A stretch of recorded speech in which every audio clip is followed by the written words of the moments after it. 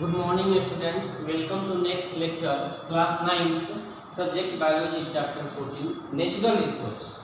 तो जैसे कि हम लोग नेचुरल रिसोर्स के बारे में पढ़े थे, एयर, वाटर, सॉइल, सनलाइट के बारे में पढ़े हैं, उसी तरह हम लोग सॉइल के बारे में पढ़ेंगे।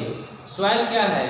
तो soil is the portion of the earth surface consisting of the distribution rocks and decaying organic material. Soil जो है वो रॉक्स और डिकेइंग ऑर्गेनिक मटेरियल्स का क्या है, कंसिस्टिंग है, जो एक अर्थ सरफेस का पोर्शन है, पार्ट है। यह क्या करता है? It provides the support for the many plants and animals. यह बहुत सारे प्लांट्स और एनिमल्स को क्या करता है? सपोर्ट करता है उसके लाइफ को आगे बढ़ाने में। अब हम देखते हैं कि सॉइल, क्रिएशन ऑफ सॉइल, यह नेक्स्ट टॉपिक है। सॉइल का जो क्रिएशन होता है वह कैसे होता है? वेरियस फैक्टर्स, और इसका बहुत सारा फैक्टर्स भी है। जैसे हम देखते हैं सन जो है ये क्या है? सॉइल के फॉर्मेशन में या क्रिएशन के उसको दोनों उसमें हेल्प करता है। तो the sun heat of rocks during the day so that they expand at night, these rocks cool down and contract.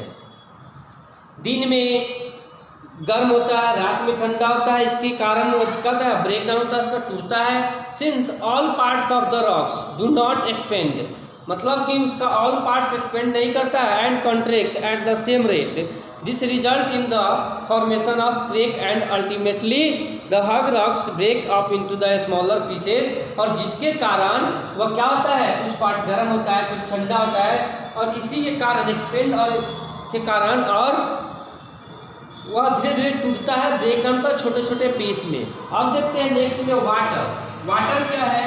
तो water, fast flowing water carries big and small particles of rocks.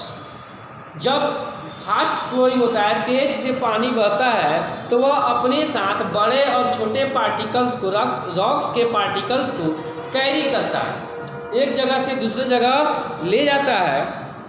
These rocks रब against other rocks and the result and the absorption cause the rocks of water down into the smaller particles। अब देखते हैं winds भी क्या करता है? उसी तरह जैसे मदद करता है वाटर, सन, उसी तरह winds जो होता है कैरी करता है sand from one place to another place।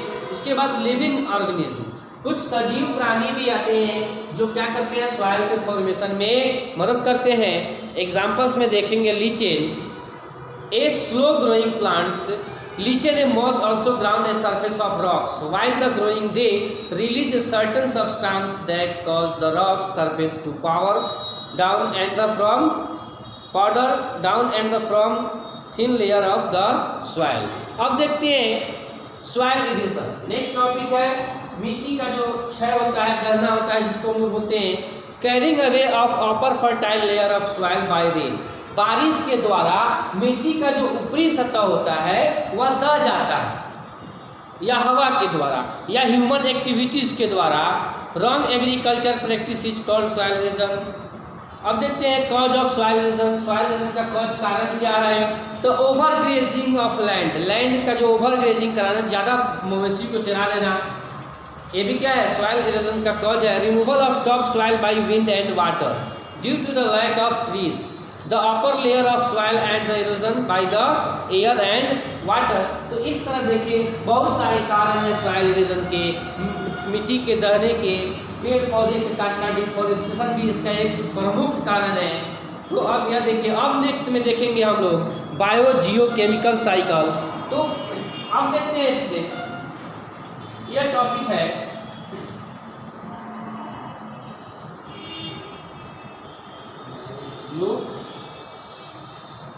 Chemicals cycle.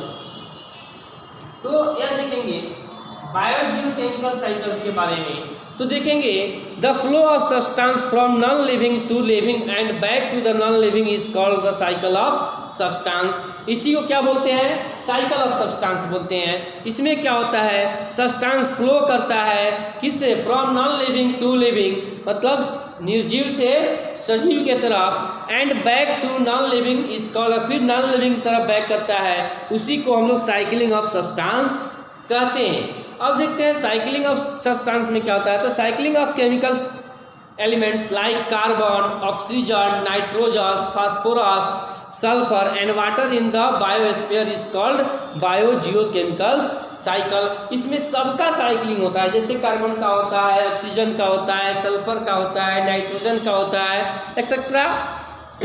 It operates through the soil, water, air and abiotic factors. अब देखते हैं